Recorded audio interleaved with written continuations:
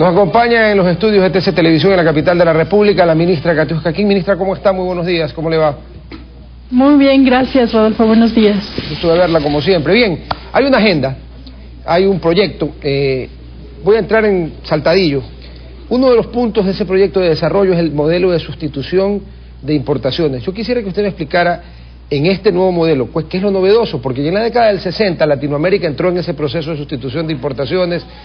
Funcionó unos años, luego no funcionó, la integración en el Pacto Andino se fue al demonio, los repartos de zonas industriales de crecimiento para cada país miembro tampoco funcionaron.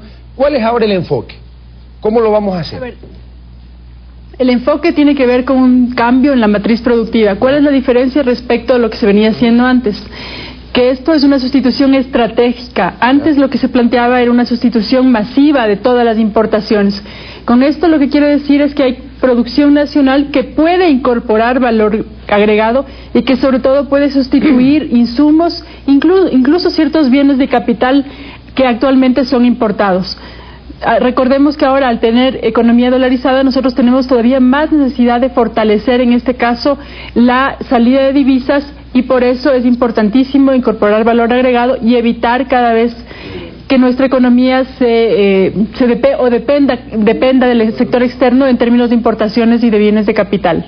Ministra, una pregunta, para considerar que realmente hay un aporte de valor agregado nacional a los productos que, entre comillas, algunos se industrializan, ¿qué porcentaje de valor agregado nacional debería haber, excluyendo obviamente la mano de obra? Le pregunto porque hay industrias, concretamente la del ensamblaje de carros, que tiene grandes privilegios arancelarios, y que si uno compara los precios con los que termina pagando el consumidor, encuentra que en alguna parte del camino alguien le ha metido un perno de 14 centímetros de ancho por 2 metros de largo al consumidor, y eso no es así.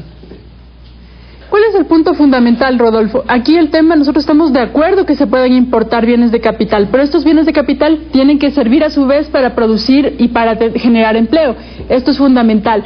Estamos de acuerdo con que pueden protegerse ciertas industrias, pero esta protección tiene que ser temporal, porque la producción, la industria nacional tiene que ser competitiva por su propia cuenta, si no básicamente convertiríamos en un asistencialismo permanente que no permitiría que estos productos puedan ser competitivos e incluso en algunos casos ser exportables a otros países.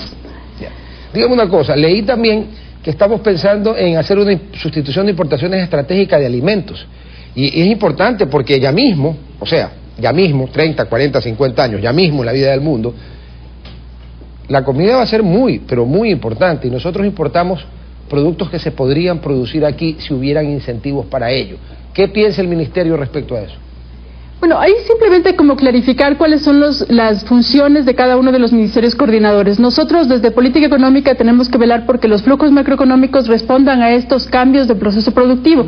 Eso es un tema en el cual tenemos que garantizar financiamiento, por ejemplo, para el sector productivo, así también como el tema fiscal, que tenga los recursos necesarios tanto para gasto permanente como para la inversión pública.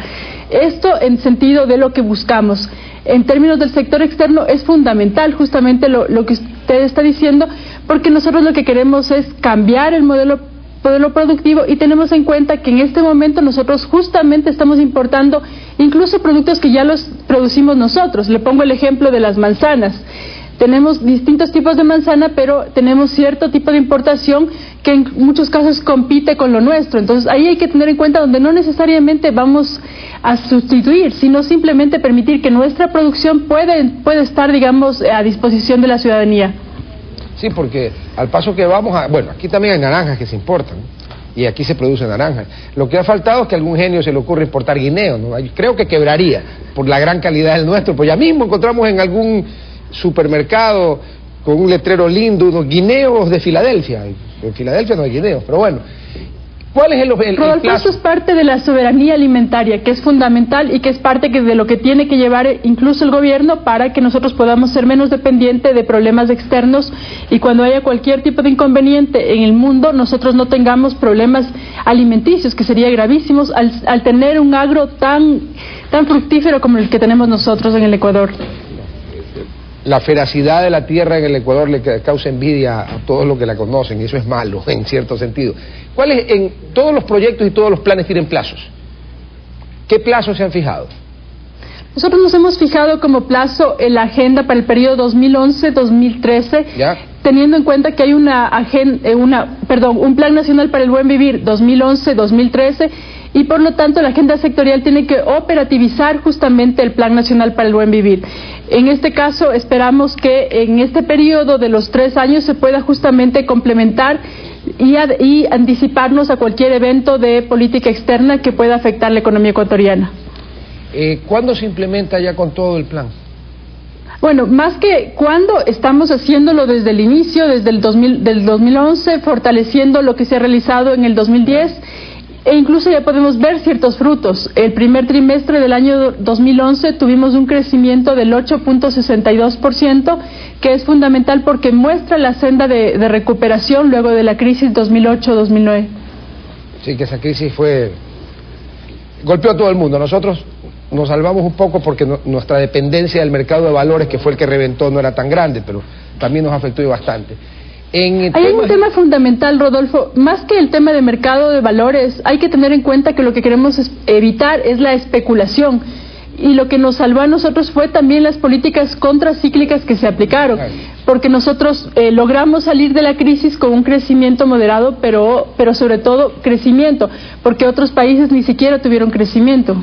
No, pues otros países estaban en rojo, como decíamos en el colegio, estaban para abril, en fuerte rojo. Y todavía algunos no se recuperan. No, y esperemos que los pronósticos de algunos que están vaticinando una nueva crisis por la debilidad intrínseca de economías sujetas a deudas y por los récords históricos del endeudamiento norteamericano no vayan a ser verdad, porque nadie le desea a nadie el mal, ni queremos estar nosotros en graves problemas. Ministra, para terminar, ¿algún mensaje para los que hacen la producción? Bueno, para nosotros es fundamental entender que nosotros creemos que debe haber inversión privada. La inversión privada tiene que ser una inversión responsable, que promueva producción, que promueva empleo. Correcto. Y que sobre todo nos permita apuntalar el cambio de las matriz productiva, porque eso es fundamental. Nosotros no podemos ser de por vida un país primario exportador, y como tal lo que buscamos es justamente que se puedan realizar las inversiones en un contexto de seguridad y en un contexto también de tranquilidad, porque muchas veces se dice que el gobierno no quiere inversión privada, pero esto no es así. Más bien lo que se están haciendo es generando las condiciones de infraestructura para que esta inversión pueda ser incluso más fructífera en el tiempo. Ministra, como siempre, un gusto verla. Muchas gracias por habernos acompañado esta mañana.